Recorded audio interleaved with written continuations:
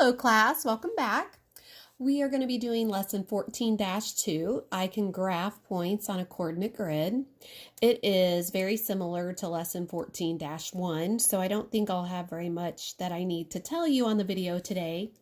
On the practice buddy, there is one problem like this where you have to find, well, for example, similar to this, not the same problem, but 1/3 of 34. And then you've got to round it to the nearest whole number. So who can remember what that of means to do when we see it? 1/3 of 24. If you said that that of means multiply, then you are remembering correctly. So we have 1/3 times 34, which we could also write as 34 over 1. When you multiply, you just multiply straight across. 1 times 34 is 34. 3 times 1 is 3. Now what are we going to do? You might be able to enter your answer just like this in the practice buddy. If that is not correct when you enter that, well, you can't because remember, got to round it to the nearest whole number. We're going to divide. Remember how that bar means to divide? So we've got 34 divided by 3. 1 time. 3 is going to go into 3. We subtract. We bring down our 4.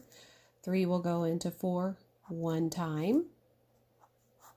We subtract and we have 1 left out of 3. 11 and 1/3. So we're going to round that to the nearest whole number. So are we going to round that 11? Are we going to keep it 11 or are we going to round it up to 12? 1 is not quite half of 3, so it's going to stay 11. So our answer to this problem would be 11. Okay, so there's that one. The next one, how is graphing 2, 0 different from graphing 0, 2? So first of all, let's just remind ourselves. Here's our coordinate grid. I don't think I told you this last time, but this point 0, which would actually be written like this, 0, 0, that is the origin of any coordinate grid or any graph. So right there, that point. So first, the first number in the parentheses is the one that is on the x-axis, which is this line right here. The y-axis is that line right there. So first we're going to go over 2, 1, 2, and then how many are we going to go up? 0. So there's that point.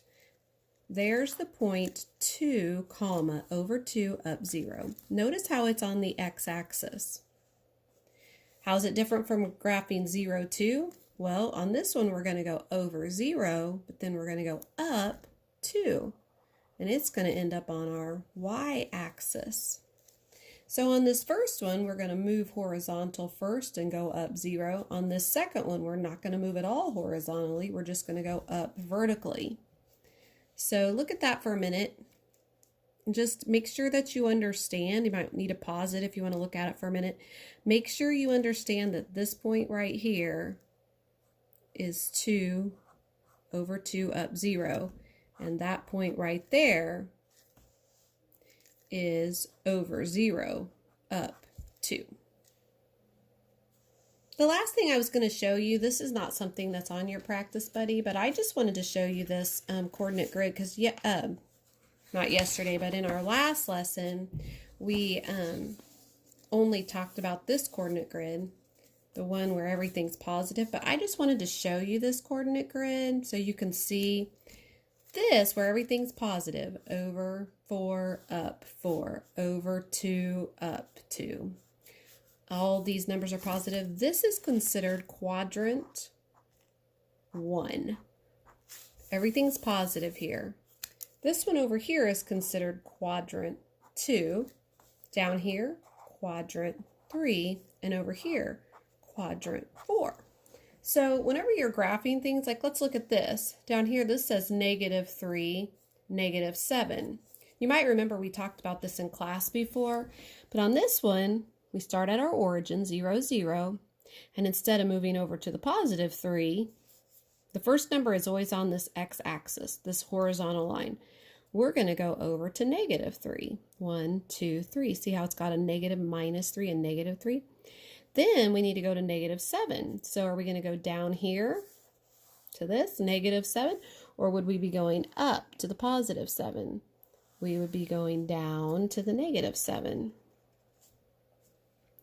Then we're going to go to, start the origin, 4. That's a positive 4, so we're going to go this way. And then down to negative 7. So we go down because we're going down to the negatives, not up to the positive. This is that Easter basket picture from the other day, but this is with all 4 quadrants. Then we're going to go over 6, down 1, 2, 3 to negative 3, over negative 5, down to negative 3. I shared this picture, so if you want to do it with the negative, with the all 4 quadrants, you sure can. It's a little bit more challenging. Over negative 3, down negative 7, that's where we started. And so we're just going to connect that back to make our basket. So I just wanted to introduce these quadrants. Your lesson on Practice Buddy is going to be dealing with all in quadrant 1. But I just wanted to introduce this to you. I wanted you to see that there really are 4 quadrants. These are all positive numbers, like what we're used to dealing with. Here are some numbers that are less than 0. Here are some more numbers that are less than 0. You always do, the first number is always on this horizontal x-axis. The second number is always on this vertical y-axis. The last thing I thought I would show you just for fun here is I got this handy dandy contraption. This is my desk, and now right here I hook my phone into that, and so I got this to make video recording easier, and I'm pretty excited about it. So yeah, so that's cool. Hope you guys are having a great day. I miss you so much. Good job doing your math. Proud of you.